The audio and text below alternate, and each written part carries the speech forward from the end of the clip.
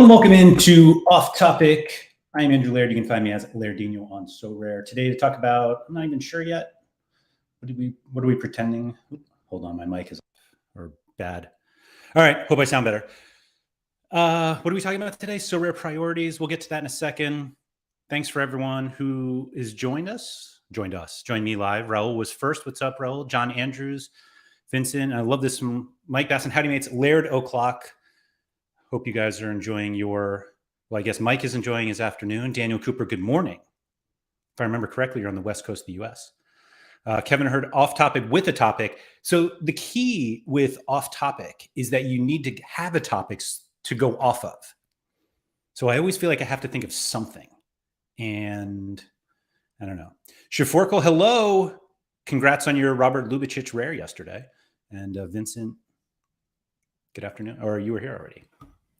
Yeah, so I was going to talk about Sorare priorities because while I was doing my lineups yesterday, or last night really, it made me realize that I'm not sure anybody really knows what they think their priorities are. And part of this is kind of a continuation of what I talked about. Was that on Monday? I think it was on Monday with Sean. And just about how people prioritize things, And it was a little bit from what we all talked about together last week. And by we all, I mean me to myself with you guys in the chat, thankfully. But about, playing against the Sorare data algorithm and how you prioritize what lineups you make and all of this stuff.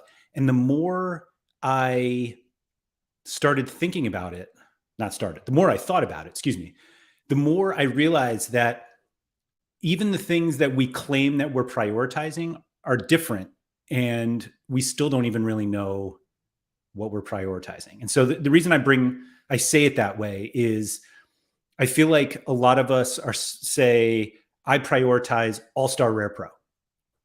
And we don't really think of why we do that. Like the reason should be like, oh, the rewards are the best there, or I'm the most competitive there because I have these cards and all this stuff. And it's kind of this weird thing that I feel like we think we are prioritizing certain things when actually we're not. I don't know. I'm going to work through this thought during the show, because I still don't really know exactly how to phrase it or explain it, which is really just great for people who are coming in to listen to anything helpful. Mike Basson, I want to know if Sorare Data's pick scores applied to fruit, what would be a AAA? Pineapple is the AAA fruit. It's as simple as that. Every other fruit is compared to pineapple. Brad Craig said Rainier cherries are AAA regardless of the matchups. The messy of fruits. I will say that like really good cherries they're up there. Anyway, Mike Basson, well, I just want to say that thanks to the lineup strength indicator, I had no freaking priorities, as every lineup ended up in a 5-point spread, and it wasn't a high 5-point spread either. And Blue Tomatoes, who should I complain to if my 97 lineup strength team doesn't win anything? You can just talk to your computer. That's who will be. That's who will listen to you with those complaints. No, but I do want to talk about that. We'll go into that as well. But the priority thing, it's actually breaking my brain. And so I feel like I need to talk it out. And this seems like the great place to talk it out, because I can just spit everything out and not have anybody change the way I'm thinking, which is always nice. But basically, so when I make my lineups every week, like right now, I say I want to, like, I'm prioritizing All-Star Rare because of this month-long competition. And I'm doing that because I think I have the I don't necessarily think I have the best cards to win it. Like, that's the weird thing. Mike Basson says I should lay down on the couch for this. So there's a difference between you putting your best lineup in the best competitions versus you putting your lineup in there thinking you're going to win. And I think that's the that's the thought that I have every week, that I need to put my best lineup in what I think is the best competition, which currently I think is All-Star Rare Pro. And the reason I think that is because there are more stars in there than All-Star Rare. And not that the first place is better than All-Star Rare, but I'm essentially trying to, what I think, win the best competition. And so the difficulty is that putting my best cards in that competition doesn't make me more competitive just because they're my best cards. Like, my best cards might not be remotely close to actually competitive. And that's where I feel like the priority thing comes in, because when I talked about this during the game week preview.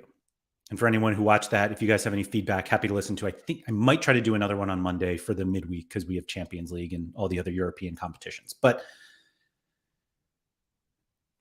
I went in to that saying, or I looked at the lineup strength indicator and was like, your best cards, this is for my gallery, your best cards are, or the best, most competitive lineup that you can put out is in Champion America Rare Pro. And my thought was, I don't want to use my best cards to win an America card. And I realize that everyone is like, whoa, Messi is in the prize pool. And I get that. Realistically, I'm not finishing first. And so then it's, what else can I win in this competition? And I'm actually just going to pull it up right now to see where Champion America Rare Pro. So you get there are 3 stars given away in Champion America Rare Pro. Messi, Almada, and Chris Brady are the top 3. And Cucho is 4th. Not to pat myself on the back, but this calendar year, I've won Brady, I've won Cucho, I've actually won Roman Berkey as well. And Daniel's wow. So I would love an Almada. I'm not going to lie about that, actually. But the other cards I have since sold. I don't have, like, I sold Brady, I sold Cucho, and I sold Berkey, or got rid of them. And so my thought was, am I going to take my best cards, which, again, the most competitive region I can be in according to the lineup strength indicator, which, is not gospel, is this competition to win these prizes? And I struggle with that, because there was one card in particular that I thought would be the most competitive card. Like, it's one of my most competitive cards, and it's a Julian Quinones super rare, which I play in All-Star Rare Pro a lot, because I like to think my All-Star Rare Pro lineup is my best spot. Mike Basson said, "Hark at Laird flexing like PSU fans." So the summer is when I do the best. Always. Like, I have a heavy America gallery, and so that's when I can do my best. And so, yes, I'm going to pat myself on the back when it happens to work. And those times it worked. I don't even remember. To be honest, I probably won those cards in, like, All-Star, not even in America, which makes it, I don't know if it makes it better or worse. I'm sorry to be that guy. I'm not really sorry, but let's see where it was.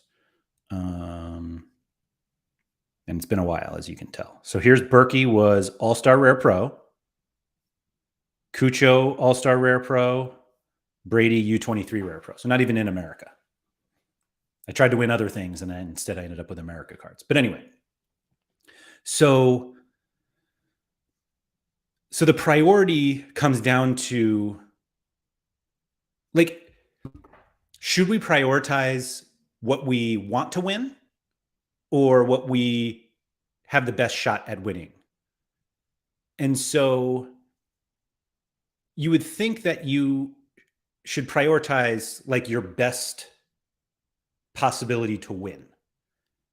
And for me, All-Star Rare Pro isn't that, because I don't have a lot of, like, really good super rares, even though I just said I have one, but I have one.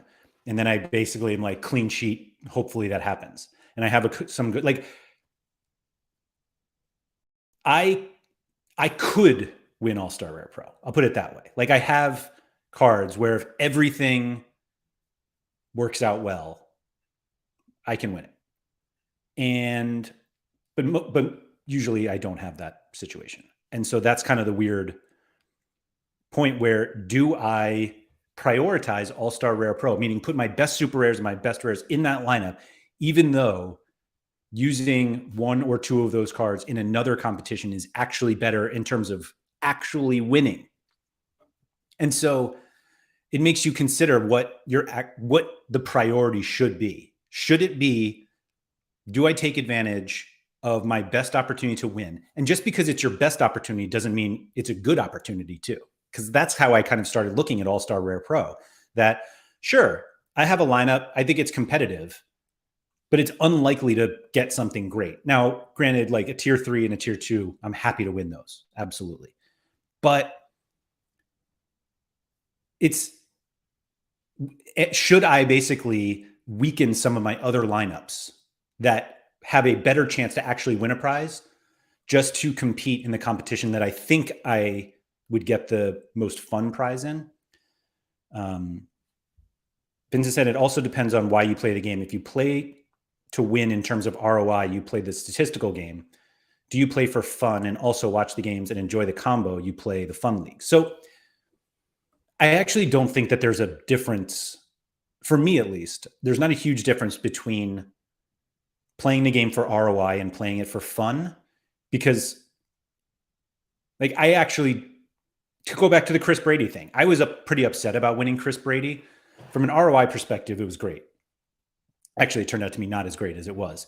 But I just think it's fun. It's so much fun to win Messi. I think. I've never won Messi. But I imagine it's a ton of fun.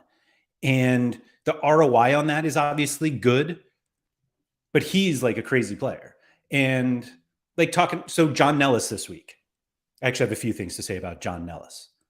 But John Nellis this week, actually, before I even say it, is he still winning U23 Rare Pro? This is for the midweek. Okay, he did win it. So Nellis on this week's So Far Sorare show was saying that he won U23 Rare Pro and earlier in the week looked at the prize pool. And it still had like the Austria and 2 Bundesliga or whoever it was. Like the prize pool wasn't that great. And then they announced, or then they released the Premier League, the new Premier League and Bundesliga cards.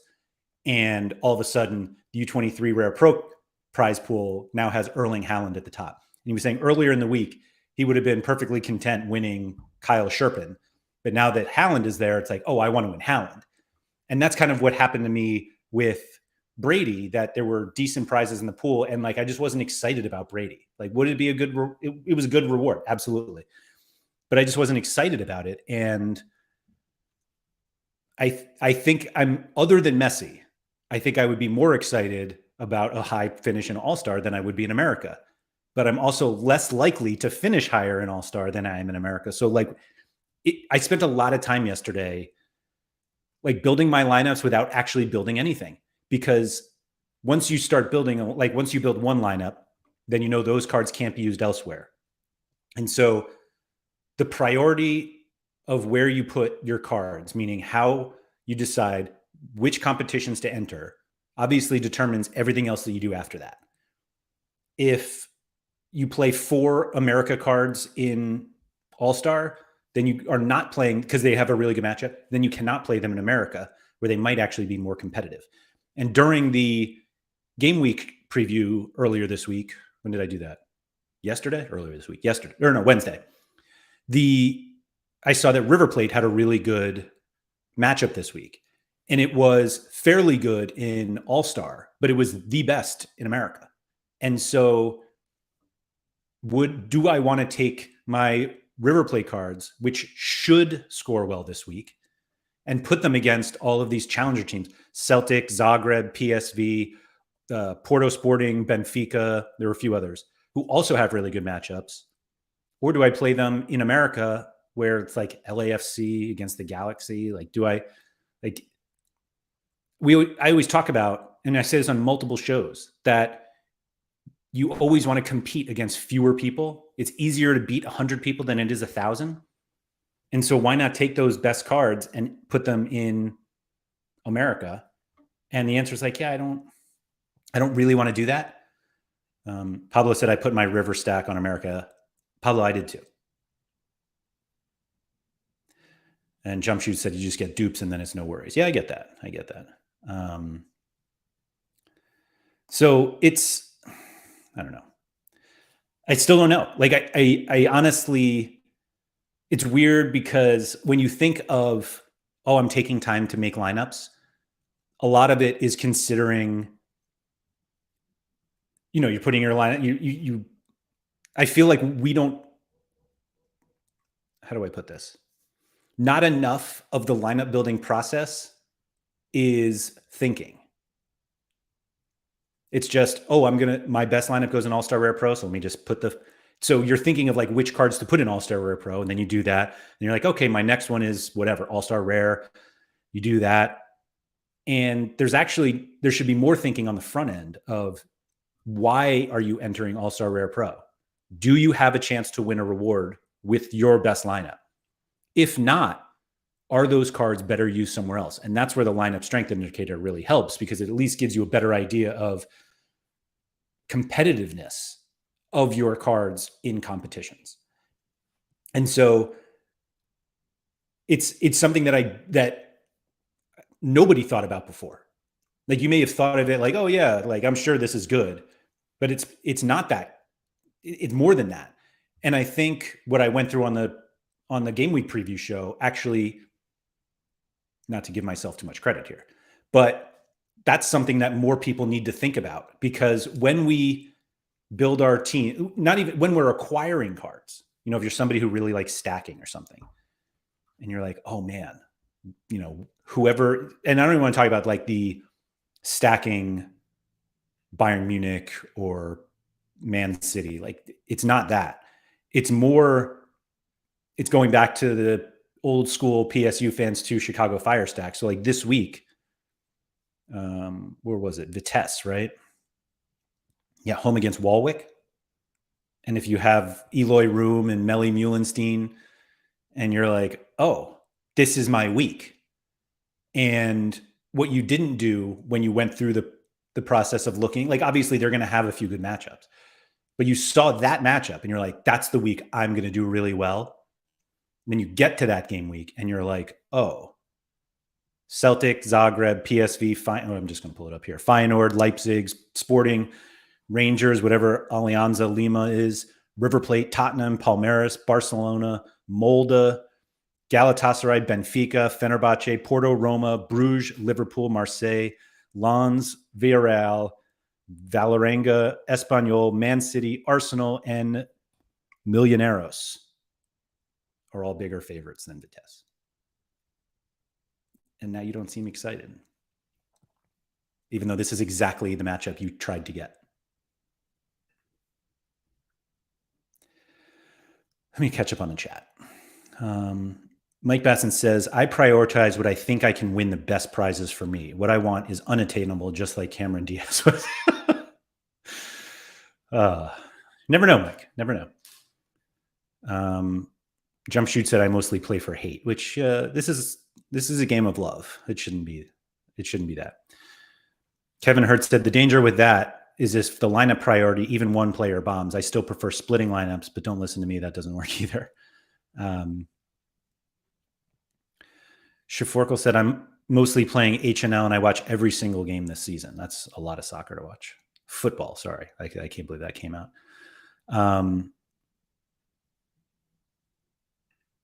Juju said, my strongest Sorare data lineup for this game week was a pro lineup, and I think prioritizing this will be a mistake. So that's where I think you don't necessarily, not that you don't trust the lineup builder, but that's where you have to make the decision of maybe I should not, like if your best lineup is not that competitive in the first, whatever the most competitive is, maybe if you started elsewhere, you'd be more competitive. Or that's where I think like almost like cat mode works out better. I actually don't, and I have mentioned this sort of, but I don't always love the way that pick scores work for cat modes, because it's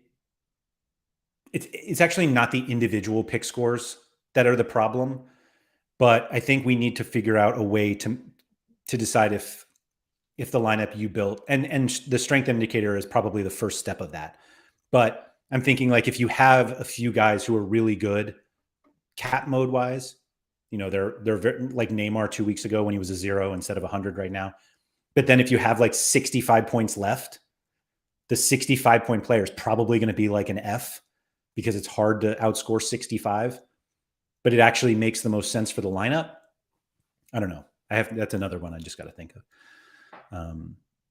I love all these people who are suggesting just buying multiple cards of every player. In fact, we've gone from just buy 2 of every player, and Blue Tomato said just spend up and buy 3 of every player, and Juju says just buy 5 of every player. Yeah. Mike Basson said, if you played the river cards in America, you have your best shot at Messi. Is that actually, I mean, I suppose that is true. Well, let's see. It's 16 Messi cards left. Apparently 5 Reynosos, which is kind of weird. But surely he is in the all-star star tier. How far down is Messi? Here he is. Why are there 15 Haalands and because he's U23. Right. Makes sense. Yeah, I don't know if you actually we actually don't know if you have a better chance of winning him in America or not. So there's that. Demian said I started with €1 and now 1,100 euros. Demian, great job. Did you do that by trading or by playing SO5? Juju said I just look at how many players enter a competition. So I actually don't think that's the best way to look at it, but I'm not sure there's a better one for us before a game week. But there are a lot of like dead lineups in certain competitions. Like Cap 240 has a ton of lineups that have 4 players. And we used to see this in All-Star Rare, that when that was where the threshold was, people would play a common, and it was just really hard to win a reward with a common. And so we would see like there's so many lineups, and it was like, yeah, but 3/4 of them have a common. So if you're competing for a card, like most of those lineups actually shouldn't even count. But yeah, I don't know. But again, you might not even have a great lineup. But if you're like, oh, there's only 1,000 people in this contest instead of 8,000, and it's like, yeah, but you actually have a lineup that can compete better against the 8,000. Forgo says, when you say there comes lineup indicator, in your opinion, what is a decent number? We don't know what a decent number is yet. And so we're kind of like back testing it a little bit. If you guys don't follow Vitaly on Twitter, he posted a few graphs that showed like lineup strength and those how they scored and all this stuff. And that's what we're doing before we decide if it is indicative of anything. You have to test what you're doing, right?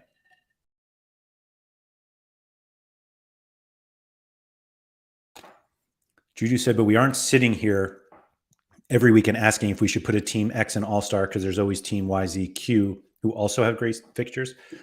Yeah, I just think,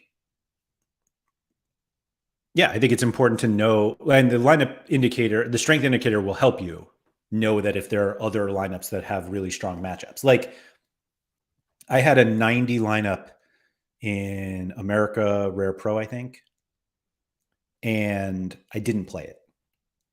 I purposely played a lesser lineup according to the pick score. But a few people were responding on Twitter, and they were like, oh yeah, well I have this. And there was literally a 100 lineup, but all of the really high lineups were LAFC.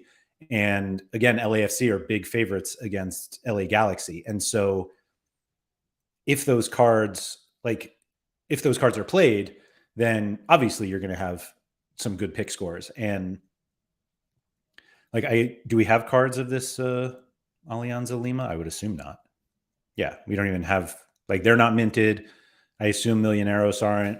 I didn't think Palmeiras were, right? Yeah, no, they're not. So just even among minted, so like those teams don't even have that many cards on the platform. America is the same way right below in this Carlos Minucci, who literally sounds like a person. So taking those out, it's like River Plate versus LAFC for the best lineups. And River Plate have been awful this year, actually. So who knows how their scores would look. But that's sort of the reason why the LAFC indicators were so strong. Raul said, my stronger lineup probably is Challenger Europe Celtic stack. I mean, it could be an all-star. Like Celtic are the biggest favorite amongst every team on Sorare this week. That doesn't mean they'll score the best, but no one has better odds to win. John Andrews said, I'm expecting a rabbit hunt this week from Laird. I finished 21st in All-Star Rare Pro, but I would have won America Rare Pro and a Messi if I entered it. That was for midweek. So John, why did you go to America? Just because you thought it was more, you were more competitive in America, which I guess made sense. Oh wait, I'm sorry. You went to All-Star. You did not play America. That's it. You played in All-Star because you were like, I want to win the best prize. And the best prize in America now happens to be one of the best prizes, but it's I don't think Messi is necessarily the best. Paulo. This game week, I left in Academy my two most expensive cards. Diogo Gonçalves. I never know how to say his name. And Victor Claesson Super Rares because they have difficult matchup and I didn't want to waste a goalkeeper in Challenger or All-Star Pro with them. That's one of the hardest things to do on Sorare. Agreed. It sucks. Yeah, that's shout out Sorare Scandinavia Discord. Daniel Cooper said he scored 350 points with a 4-man lineup in Cap 240. That's wild. Sorry, I'm just trying to look at the chat. Pablo said Paulo Diaz and DLC is not a river stack. Armani, Paulo, DLC, and Barco is. We will see on Sunday. I ended up splitting I didn't do a stack. I didn't do a full river stack. I don't even have a full river stack. I don't have a forward. But I did play. I don't know why I didn't play. Why did I not play? Where are we here? America Rare Pro. Oh, I played Carlos Gil and Emmanuel Reynoso over Nicolas de la Cruz. But basically what I decided is that I wanted that for me, Julian Quinones, I was comfortable enough taking him out of All-Star Rare Pro. And I was not playing any of these cards in All-Star. And so I was like, all right, I'll just put these guys in America and try to win Messi. I probably could have played Armani and Paulo, and surely they will make me regret it by not playing them there. Mike Basson said, does the strength indicator reflect lineups that other people may have already saved on Sorare data, or is that part of the comparison, or is it literally cards and fixtures going into it? It's a good question, and I had somebody else ask me this. It's essentially comparing it to the best possible lineup that you could create. It's not even the best lineup that somebody could create. It's literally the 5 best. So you could almost just go to the pick score page and take the best goalie, like the top ranked goalie, defender, midfielder, forward, and extra. And those 5 players are what we would consider like the 100 lineup. And then yours is just compared to that and all the combinations that could be made. Was there river slander here? I didn't mean, yeah. Pablo also points out that, Sorare lost the licenses to Argentinos. Oh, I didn't know about San Lorenzo either, but I also didn't know that San Lorenzo was even minted. But yes, I did learn that Argentinos is no longer minted, which is a bummer since they just started doing their new cards. And what's actually particularly frustrating about that, let's see, how many did they even get? Because they re-released those relatively recently. And the bummer with that is they only, let me see here. Sorry, I was looking at my boy Javier Cabrera. Oh, they got further along than I thought. So they got to 30. 30 rares and 3 super rares. Much appreciated on the ratio there. But like we lost our current season bonus because when these cards came out, and then they only got to 30, which is a bummer. Okay. Kevin Hurd said my Celtic stack is an all-star waiting for stronger collection bonuses to kill me. You never know. You never know. Raul, yes, there is dark mode progress on Sorare. It takes time. Like we know that. We know that. I'm well behind on the chat. Sorry, guys. Surface, with your American Heavy Gallery, do you think the month-long contests will continue through next summer? They better. I see no reason why they would. You know why they will, and why I'll be furious about it anyway? Because the Euros are next summer. And there's no way they would stop them during the Euros. It's going to be just like it'll actually be much worse, but it'll be just like the U23 Euros this year, where when I had Chris Brady, and he was one of the only U23 goalies of the summer, and then they were like, hey, you know all those European ones you're not using? Now they have utility. And so nobody needed to buy Chris Brady. That was a real gut punch. Isco said, you said River have been horrible this season. It's true, but I won't allow the slander. It wasn't slander. Those were just facts. Just because I said they were bad doesn't mean I wanted them to be bad. I never want River to lose, ever. Just clean sheet wins for the rest of time. That's all we want.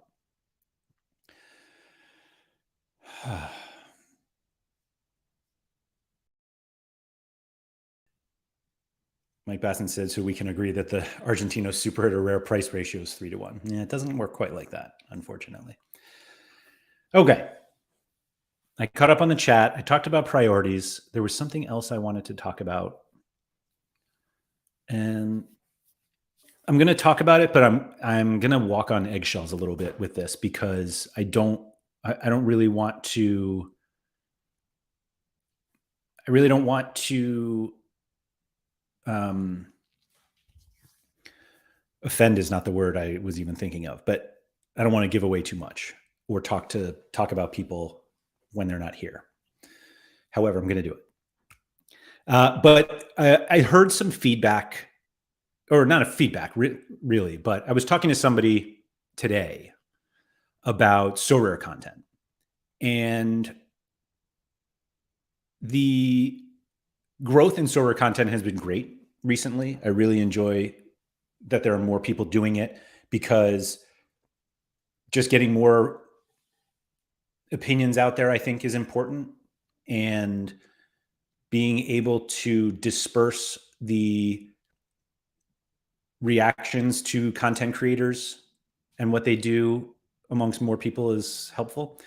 But I find it really odd how many people, and realistically, it's not that many people, and I probably shouldn't even talk about it, but here we are. But the number of people who like negatively talk about content creators for being positive about Sorare. And it's just really weird. Like why it's so weird to me that people feel the need that they have to take time out of their day and spend energy on telling other people that what they enjoy is bad. And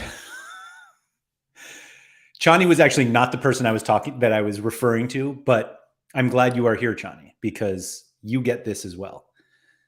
But it's really strange to me that people feel the need to respond to optimism or fun with pessimism and telling people they shouldn't have fun. Like, I don't get it.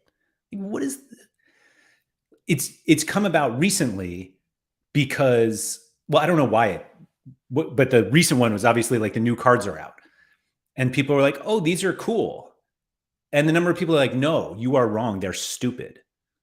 And you're just like, well, I don't think it's fun to like be able to like flick these cards around. And will I do it that much? No, but like I'm doing it now and I'm having fun. And they were like, no, you are an idiot for thinking these are nice. And it's like, okay, why do you need to tell me this? I don't get it. And it's existed forever, and it's not a Sorare problem. Like, but it's just the idea of watching somebody talk about something that is making them happy and that they're enjoying it, and coming in and being like, no, you should not feel this way. It's the same reason why I feel like it's really weird when people talk about how other people spend their money. And so it's like, you shouldn't buy this, or if you come into Sorare, like, you should never just like go buy super rares. And it's like, it's not your money. Let people spend their money how they want, and let people, like, I think part of it is people thinking that they're helping others before they make mistakes. And sometimes people just need to make mistakes and let that happen. But it is really strange to me that these people actively take time out of their schedule, not at their schedule, but like actively take time to say you are wrong, or what you are doing is bad. I don't know how I even should phrase this. Because it's weird to me, because there are a lot of people who are really excited about Sorare, whatever it is. And for people to come and be like, you shouldn't do this because a lot of people are, that's what it is. A lot of people are losing money. So you shouldn't like talk positively about Sorare because it's actually really bad. Because I know like 3 people who lost all their money. And it's like, and I think the basic response to at least someone like me, because I've been here a while, and obviously my likelihood depends on Sorare continuing to exist. Not 100% anymore. Shout out to Rain Metrics. So yeah, I don't know where I was even going with that, to be honest. I don't know. What's Vincent say? It's weird. People are always happy when a kid finds enjoyment in all kinds of things, but when it's an adult finding enjoyment, the opinions come and people are pushed in a direction. Yeah, you're right. Mike Basson, Sean did not call me a moron about this, although Sean does think the new cards are stupid. But this has nothing to do with that. Kubasaki said they know the content creators better than the content creators know themselves, obviously. Yeah.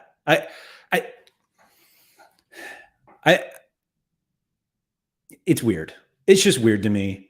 And it doesn't make me stop doing any sort of content, but it does get in my head when I start talking about things I'm positive about Sorare, because I know that there are going to be people who be like, yeah, you probably shouldn't be so happy. I'm like, what? It's Johnny says, I guess it's odd when people don't live by, if you don't have something nice to say, don't say anything. It's not even that so much. I mean, it obviously is some of that, but it's more, it always comes off in a way like they're actually trying to help other people, like not get sucked into the fun, because the fun part is bad. And that part is the weird part to me. And I try to be, and this is why I have a problem with it, because it makes me hesitate in sharing with other people how I'm having fun with Sorare. And I did a show, like this show a few weeks ago, talking about the ways I have fun. And one of them was like figuring out how I got to my Midtjylland collection. And like I spent time doing that, and I thought that was fun. And I went back and forth with someone on a trade. I was trying to sell a card. We went back and forth like literally 15 times over within $1 of each other. Just kidding. I was asking for $29, and they were like, how about 28? And I was like, how about 28.99? And they're like, how about 28.01? And we just kept going. And then somebody bought it for 29 anyway. It was great. But so like that part is fun. And not that I always want to talk about something like that, but I don't know. I find this game really fun, and the 3D cards I find fun. Are they they're gimmicky? Absolutely. But there's no way that they're less fun or the same amount of fun as old cards because they do something. And even like there are plenty of people who like opened up the new card.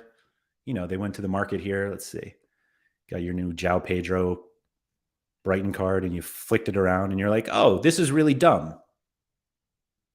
But there are a lot of people like me who are like, this is really cool. And I'm going to do this every so often, see how much I can spin it.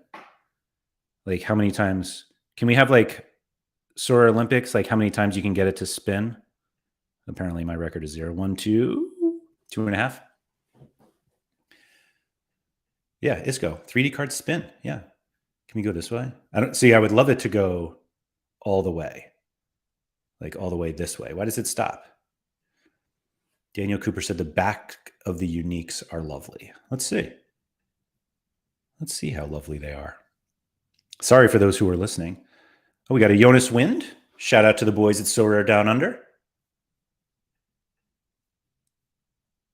You know what I really like? Yeah, that's sexy. So what I particularly like about the uniques is that they're purple, but then you're like, wait, are they like black? And then you're like, oh no, I think these are just fire. Like, oh man, these are awesome. Wish I could buy a unique. Mike Basson said, fun has no right or wrong. Your fun can be different to my fun. Both are okay. So that's how I feel. Yeah. And yet, apparently that's like weird. I didn't realize like Jonas Wind's eyes are kind of weird. Speaking of weird. Yeah, it's a cool card. Like I would want one of these way more than like was it the 20? Whatever the brown uniques are? Those are awful.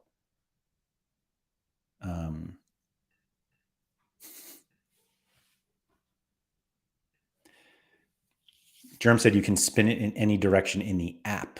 Ooh, okay. Okay. I'll have to try that out if I ever knew how to open the Sorare app. I don't know. Here we go. I like this. Steph, devil's advocate. That's what I'm here for. But gambling and drugs promoted by influencers is a good thing because it's fun. It can lead to addiction and can be dangerous. That is not where I thought we were heading today. So, wow. I don't think this is the same thing. But I get it, sort of. Yeah, I don't. So is it that basically this can be dangerous? Like buying Sorare cards can be dangerous? Like I feel like that's an extreme that doesn't apply. But maybe I should consider that more. Yeah. Vincent said spending $50 for a Cap 240 stack and watching the game cannot be fun. Spending $50 on sitting at Starbucks as a societal standard deemed fun. Yeah. Oh, Julian Green assist. Let's go. Sorry, I have him going this week.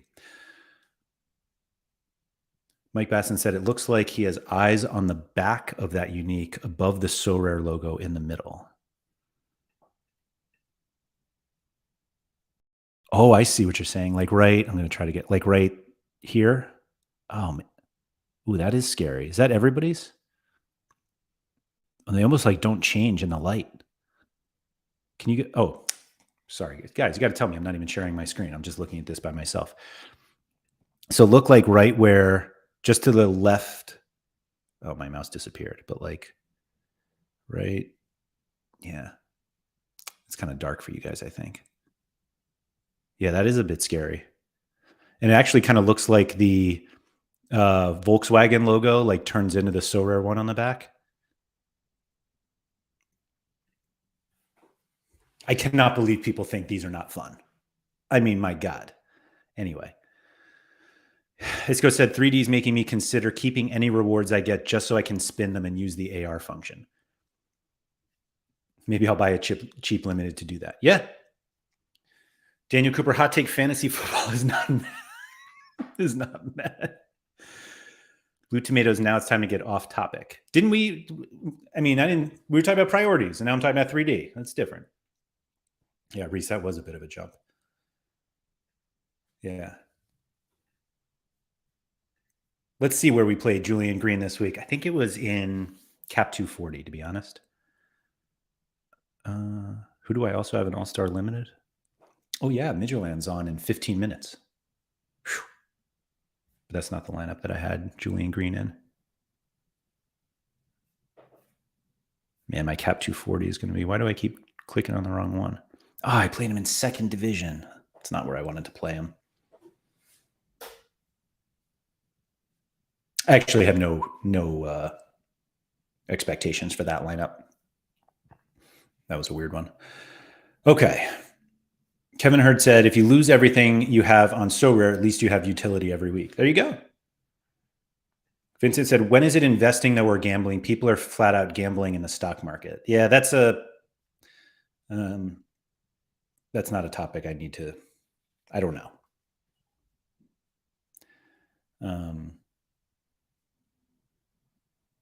Yeah, I don't know. Quinny, what's up? You missed really nothing. Nothing at all. Oh, so I said earlier that I wanted to talk about John Nellis and that I had a few things to say about him, and I do. Go watch his latest video on his YouTube channel. It's excellent. He told me about it previously. That's funny. I don't even see. Oh, here we go. It's a stranger to cancel their trip for a football ticket. It's great. In fact, I'm going to drop the link in the chat here. Nobody watch it yet. Stay here for another few minutes at least. John's video is 8 minutes. The only thing, this is it. The biggest problem that I have with John's videos is that he puts them out on Friday when I'm trying to do the lineups, and that doesn't help me because I want to watch the videos. Thankfully, they're only like 8 minutes. Kev Hurd said, yeah, Midgerland lineup is out. This is it. Who we got here? Cho. Oh, that's right. Dalsgaard's still starting. My God. Juninho, Soren. What?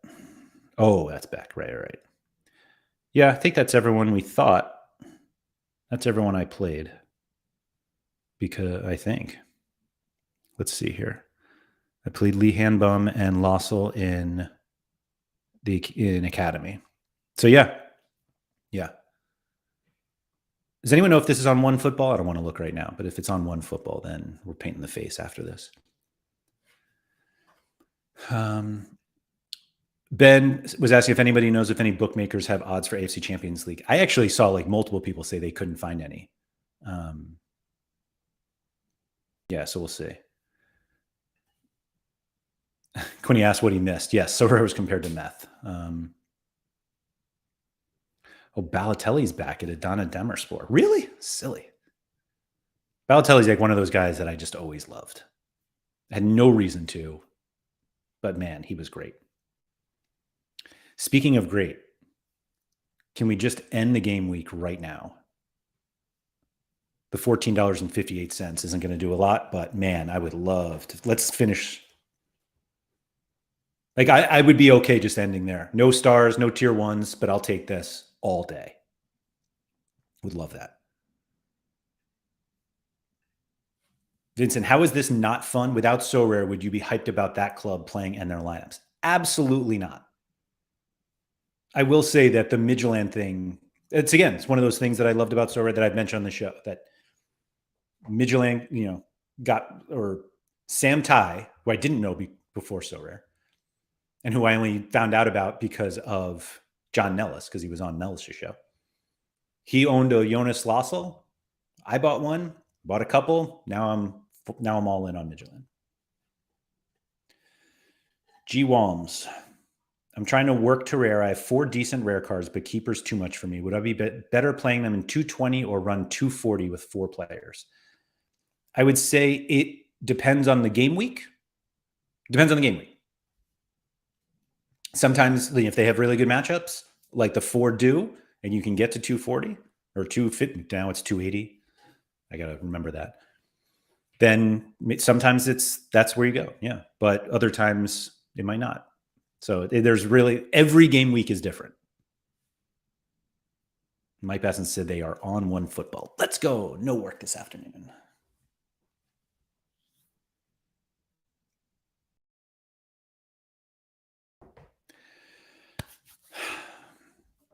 All right. What else we got?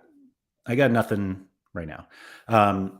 I do want to say that the game week preview shows, I didn't feel like this week's was great,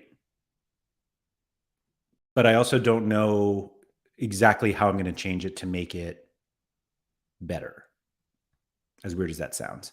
So I felt like this week was the first one that, I mean, obviously it was the first one, but it felt like I was showing off our tools a lot more than actually previewing the game week, but also the tools kind of do that anyway.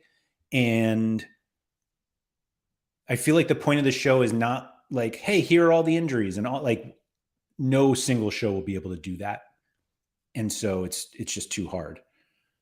And so I think the point of the show is just like, here's how to use our tools to quickly figure out what's going on. Let's, we can even look ahead right now. But again, like we probably don't have odds much, and it's a lot of Champions League stuff. Man City at home against, is this Red Star Belgrade? Yeah. Yeah, Red Star. So that's going to be something. And then West Ham against whatever Baka Topola is. Frankfurt against Aberdeen, 81% chance. Barca against Antwerp. Yeesh. Look at, oh man. I need Johannatan here. I need to know if Joris Van Overeem is going to start for Maccabi Tel Aviv. Look at me with a midweek card. Atalanta.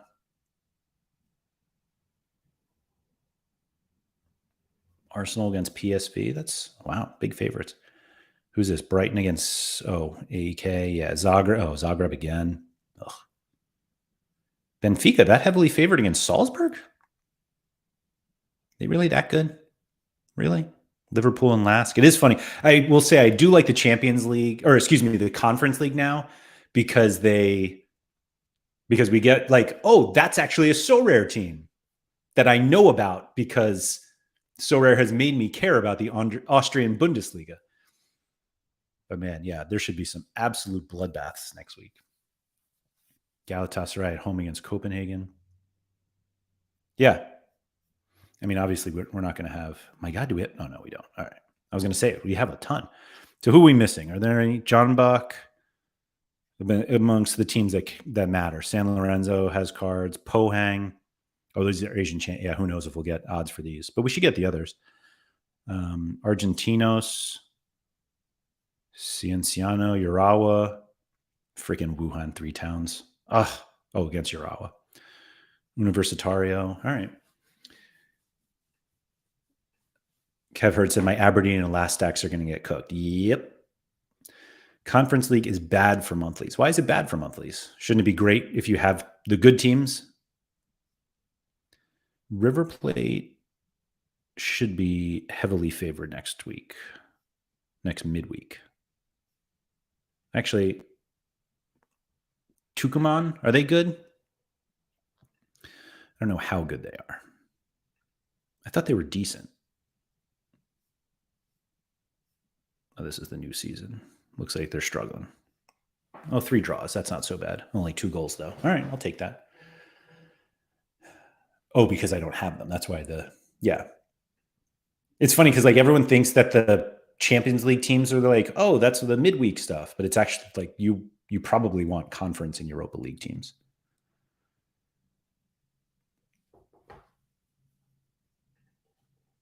Midtjylland couldn't get there. All right. I was also going back to the game week previews. I was also thinking about having guests. I might not do it every week, but we'll see.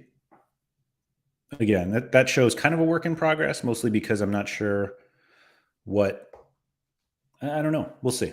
I think everything is kind of a work in progress when it comes to content. Nothing's really that set, but we'll get there. So it might just be 2 shows on Mondays moving forward. We'll keep the strategy show, and then we'll see.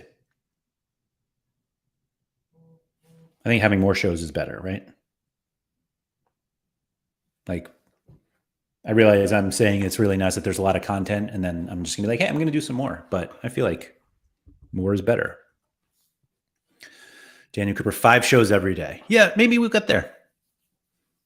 Maybe just like one 10-hour show a day. Blue Tomato said 2 shows are better than 1. Roland said, get on Nep, but don't let him waffle that much. Nep waffles about things? What is Nep? The only reason I'm hesitant to bring Nep on now is kind of what I said on Limited Time Only. If you guys don't check that out, but I admitted that I think he might be right about collections. And I don't know why I don't want to confront that. Like, I really like Nep. And so it's weird that I have this thought that I have to talk to him about collections and having him be right. Like, why wouldn't I want to tell him he's right? Now that I talked that out, it makes no sense. Yeah, maybe we'll get Nep on. We'll see. Mike Basson said Mike's in shot now. That Mike? I think it's always actually in the shot. I think it's like, I thought it was blending into my shirt. Anyway, Kev Hurd said more is better. Should get some of the guys in here on as guests. I thought about that, and I've done that before. Some off topics. Surface said he wants to do an Andrew Truman show, Sorare data show, 24 hours, permanent camera on Andrew, and he's only allowed to think, live, breathe Sorare at all times or he's fired. What if I told you I already think, live, and breathe Sorare 24 hours a day? I don't worry. What's up, Tuggy? Thanks for coming in. I think I might have mentioned this before, but Nep gave me the idea that we should have 24-hour streams on Sorare data and just have three people doing 8-hour shifts every day, and they just talk. And that sounded absolutely dreadful to me personally, but I'm not going to do that. Don't worry. Kev Hurd said something different, put a face to the names. I feel like most of the names have been faced already on this. I really like how I phrased that, by the way. I agree, Krupasaki. The 24 hours seems a bit excessive. I'm not really doing that. But I do like this game week preview idea, which is funny because I've long been against doing content that is only valuable for a day or two. But I don't know. It seems like something that should be done. And thankfully, we're in a position to do that. So we'll try it out. And to be honest, if it ends up being terrible, I'll just stop. Like I've done plenty of content where after a while it's like, all right, this just isn't enjoyable. Nobody's, none of people are watching, or the feedback we got is just like, oh yeah, I watch because it's there, but like, it's not actually very good. And I've stopped that stuff. And so that's why I ask for feedback or any comments that you guys have on really all of our shows, because I don't want to keep doing stuff if it's not enjoyable to watch. And I don't mean just like having fun, but the enjoyable in the sense like, yeah, I got something out of that. I learned something, or it allowed me to look at something differently, or I laughed like that. All of that is helpful. And so that's why I look for the feedback. And like positive feedback is cool too. It's okay to tell people that you enjoy what they're doing. But yeah, I'm always open to stuff. Chani said, I generally don't think Sorare content can be something that has value for more than a year. The game changes constantly, and so do team performances. So it's really funny you say that, because that happened. Where was I? I forget what the context was, but you can track how Sorare has done by the videos that people do of the like budget videos. How to make an all-star rare team for €1,000. How to make an all-star team for €800. How to make an all-star team for $20. And it's like, you're right. You're absolutely right. It was actually, maybe it was somebody watching an onboarding video, or Nellis was talking about it, and he was like, yeah, I got to redo it because nothing's the same. And that's a good point, Chani. But I do feel like 24 hours, maybe 48 hours. Like I want to believe that most of our content has shelf life beyond 48 hours, even if it's not even a month. But if it's good enough for a month, that's okay to me. But I don't know. Chani said, this is why I feel like that this is what's happening now. Content is more valuable. So the only reason why I struggle with that is most people who watch Sorare data content don't watch it live. And there are tons of reasons for that. I will say Sorare data content is not as good. I'm sorry, let me rephrase. Sorare data content is better because of the people who watch it live, because the feedback that you guys give, or just answering questions or bringing up topics, that moves the conversation along. That's what allows me to sit here and talk for 60 something minutes. Like, I would never talk this long without the chat. And so it's really important, but I also have to remember that most people are watching this later or listening to it later. And so I feel like it has to have some kind of shelf life, even if it's just a week. And the 24 to 48 hour shelf life for the game week preview I struggle with, because my previous job, I did a lot of, like, most of my job was creating content that was completely obsolete within 24 to 48 hours. And I really enjoyed when I came here that it had some longevity, but we'll see. I don't know. I don't know what the next step is in terms of that. I do know that there's plenty more to come, because there's always just more to talk about. Simple as that. Except right now. Now I'm done. I'm going to stop now. Thank you to everybody for joining. Shout out to everybody in the chat, because, like I said, this show, particularly this show, cannot exist without you guys. So thank you for that. Thank you to everybody else who has caught up on it. If you guys could please make sure to like the video. I know Chani's here and he's sitting there like, dude, it doesn't matter. Just like the video. If it doesn't matter and it's just like, just do it. Yeah, subscribe to the channel. I will say that I feel like more people should be subscribed to this channel. And obviously the people watching are probably subscribed. But if you are not, please subscribe, because that maybe matters. I don't know. But yeah, good luck to everyone. Forza Midtjylland. I'll see you next week.